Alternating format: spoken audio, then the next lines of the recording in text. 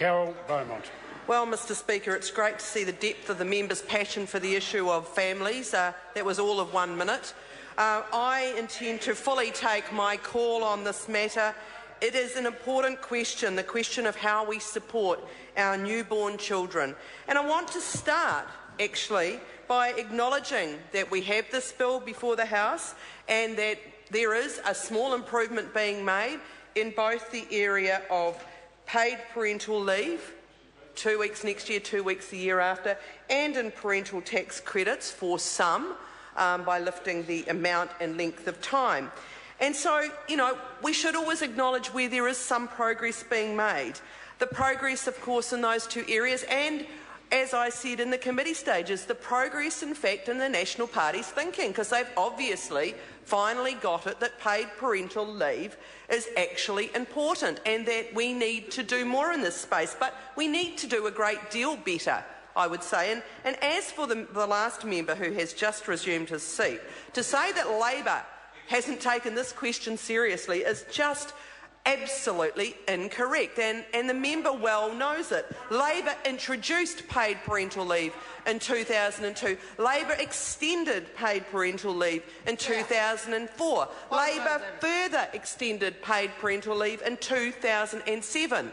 And my colleague Sue Moroney, fully supported by this caucus and other members in this House, the Greens, New Zealand First, Māori Party and others, has been seeking to extend paid parental leave to a much more meaningful level, 26 weeks. I'm going to come back to why 26 weeks is a really important next step.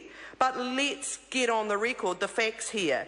So Labor is very strongly supportive of measures like paid parental leave that supports our families and gives our children the best start in life. And it's obvious a truism to say that supporting families and children is vital for our future. Sadly, at the moment, too many of our children are not getting supported adequately.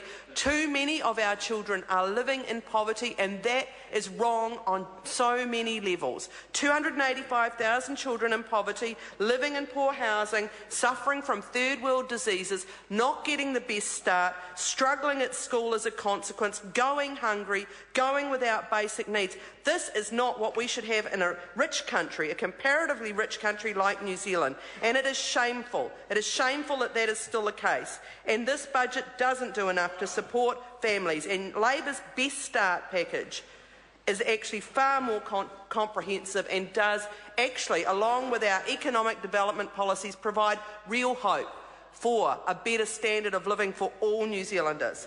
So I want to talk more about this issue, though, of supporting families when they have babies, because it is an important. Paid parental leave is a very significant part of that support.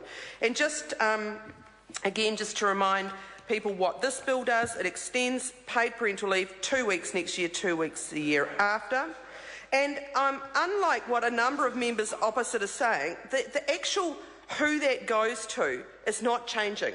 So Dr Hutchison and others have got up and said this is a more targeted bill. Well, actually, the paid parental leave provisions don't change in this bill. What the government has flagged up, is an extension to who receives it in the future. Not in this bill, but I have to say, congratulations on that. If we can extend paid parental leave to seasonal workers and casual workers, these are groups often of very low-paid workers, and that would be a very positive step forward. But actually, as I understand it, that won't be until 2016. And the Minister last night tried to imply that it was part of this bill. For the sake of the record, let's be clear, it is not. But it is a good announcement and we welcome it.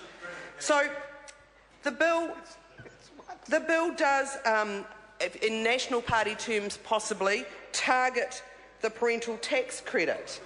What it does is, that means it's effectively excluding the poorest New Zealanders, the poorest New Zealand families. So beneficiary families, families of students, will not receive the parental tax credit.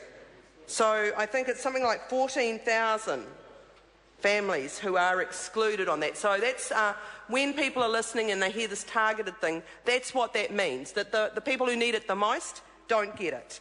So let's just talk about why we need to do more and how we actually, thankfully, as a parliament, have an opportunity still to do more.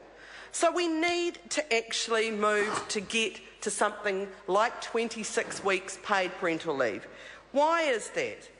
Well, it's because that will mean that babies do get the opportunity to have, hopefully, mother or it could be the father, but generally at that young age it will be the mother, at home with the baby for a longer period of time, giving the family support to make that decision.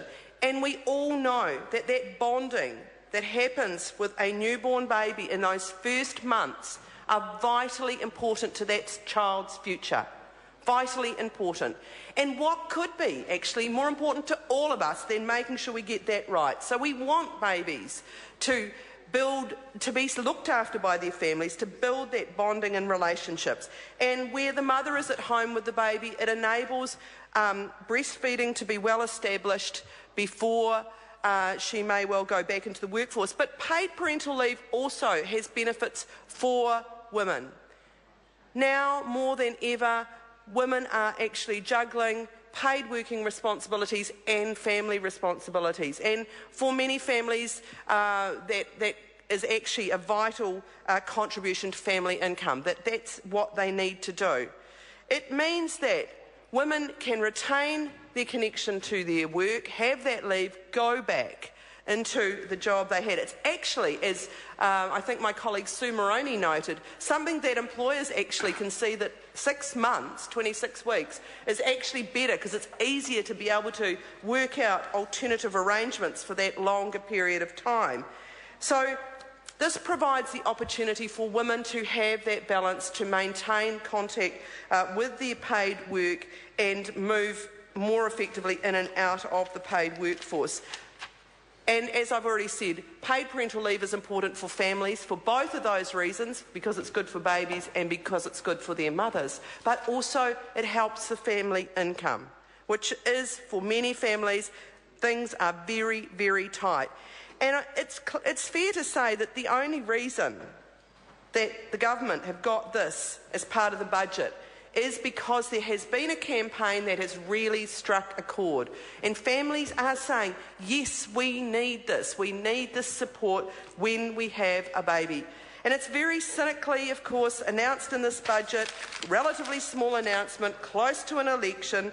And Judith Collins would be, I guess, not commenting as she did when Labor announced it, that this is an election bribe, as she indicated she thought it was when Labor announced it. Oh, so it is a very cynical move, but it is in response to what is needed out there, and it is well understood. And it's well understood in other countries, and I want to make sure that we understand that we are outliers in this regard. We are outliers among the developed countries in the world, second lowest level of paid parental leave in the OECD. And this bill is not going to substantially change that. I don't even imagine it will change our position. I think we probably will stay there. We need to move to something larger. To 26 weeks is the next step. And as I said, the good news is, for all those listening, don't stop campaigning, because there's still a chance on this. Sue Moroney's bill, if the National Party would stop filibustering, will get back into this parliament and does have the numbers to be supported, and that is for 26 weeks.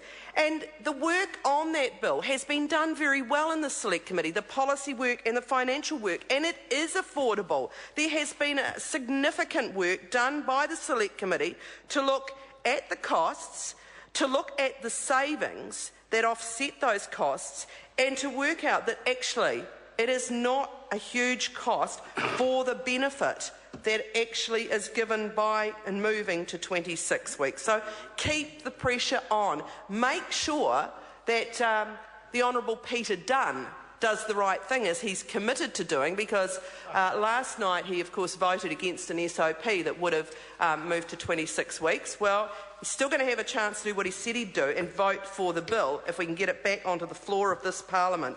So it is important, it isn't too expensive, it is about what you prioritise. Investing in our children and families is the most important thing as politicians we can do. Dr Cam Calder. Mate, it's a great pleasure to rise and speak on this bill. Look, this government is a compassionate government.